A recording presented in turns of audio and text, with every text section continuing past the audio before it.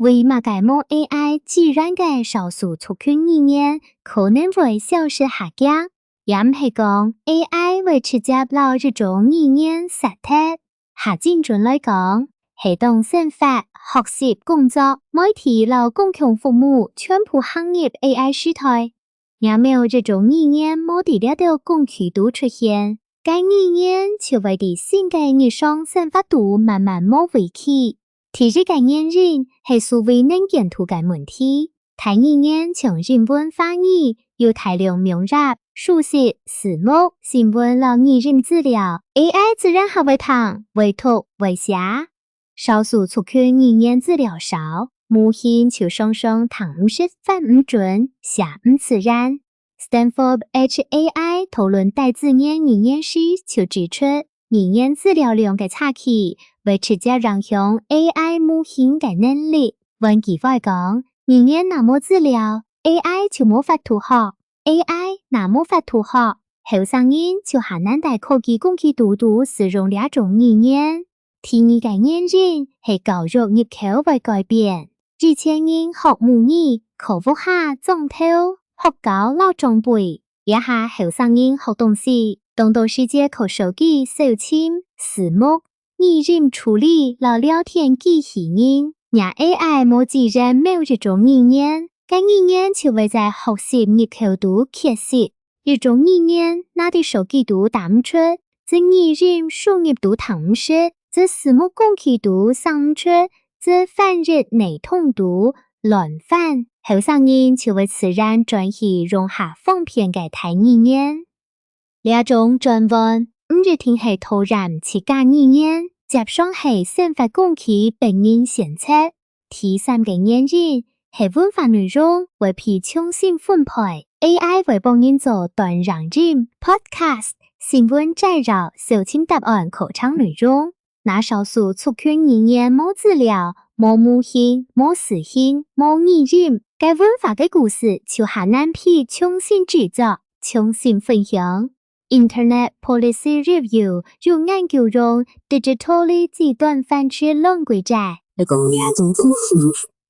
意思係如果語言唔係文化垃圾，而係啲數位平台讓提供嘅資料庫到 AI 模型度資源不足，結果到網絡世界如來如無上。第四個原因係錯誤 AI 為之錯假標準。少數語言拿只存少量資料 ，AI 可能會亂合成詞詞、亂塗翻譯語法，並強調分作一團，讓大家冇能力檢查。錯誤講法可能會反過來影響學習者，本人誤認該就係標準，也對行業特別重要。行業有自然、海陸、大埔、鳥兵、早安等強調，也有地方用詞老生活意見。讓 AI 唔分強調，唔定意見，就可能老正規嘅差異壓變，變做一種看起來方便，其實是真嘅行業。第五個原因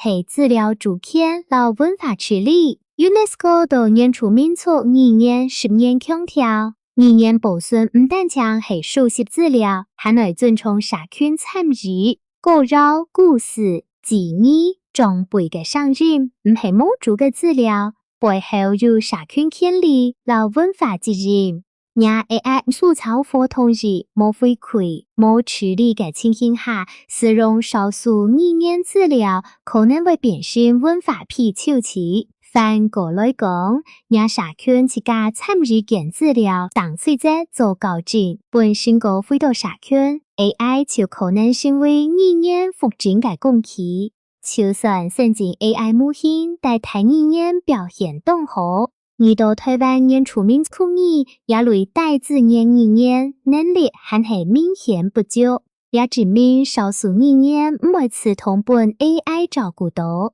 所以冇 AI 自然嘅少數族群語言可能會加速消失。原因唔係語言自家冇價值。係新時代嘅工具冇本機為所，當教育、媒體行政、創作、搜尋、娛樂都靠 AI， 冇自然就等於冇入口、冇曝光、冇使用創發。对客人来讲，我哋需要嘅唔係單槍有一隻翻譯工具，我哋需要有深厚嘅語料，本強調嘅語言，正確用詞規則，社群校正機制，還能有後生人願意拿客人去做樣片、做歌、做 podcast、做 AI 應用。AI 唔會刺痛舊語言，也唔一定會廢聽語言。重點係我哋要冇停一下開始做，讓客人有資料、有工具、有社群、有後生人使用，客人就唔單止係過去嘅記憶，